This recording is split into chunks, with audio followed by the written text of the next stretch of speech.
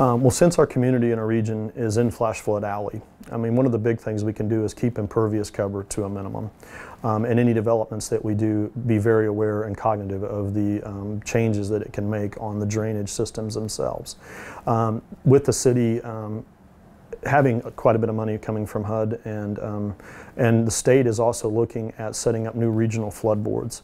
And over the next several years, they're going to initiate flood regional plans for each river drainage system to look at flooding as a regional effort, not just a citywide effort. And that should make a really big difference, because we've never really looked at flooding as a regional effort before. And it's something the state is really stepping up to the plate, because of Prop 8 and money that they took from the Rainy Day Fund is going to be initiated and applied to just flooding infrastructure projects and drainage and mitigation projects.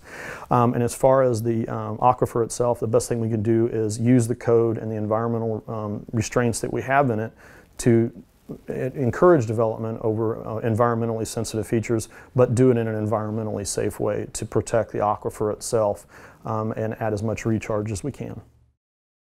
My number one answer is to trust science. I am not a scientist, so I have to defer to those experts. And vetting those experts and having that understood well is the number one thing to understanding the data that's coming into us.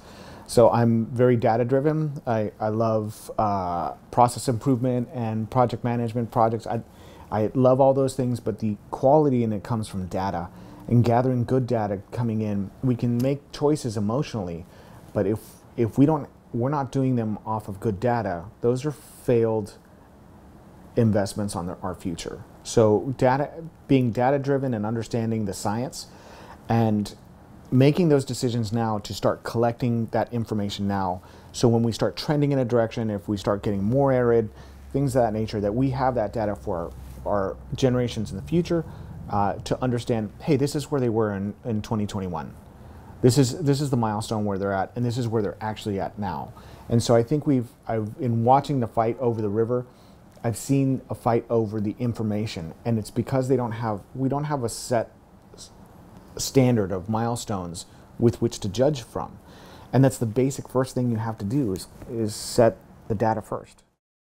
So this is a big focus of mine as well, just because I know so many local families that were displaced after the 2015 floods, or that live in and around neighborhoods where development went in that has caused these floods. And so I really think that as long as we're being strategic with everything, that we bring more people to the table when it comes to development, that's smart and in strategic development, that we make sure that we have proper drainage, that we have flood mitigation, that we have all of these things, rather than just saying, okay, this complex or this business or whatever the case may be that's trying to come in, we just let them in. We have to make sure that we're strategic with our planning and our zoning and making sure we have proper flood mitigation, which kind of even in turn goes to the river, preserving our river. A lot of people want the riverbanks to be developed and for there to be businesses and things of that like.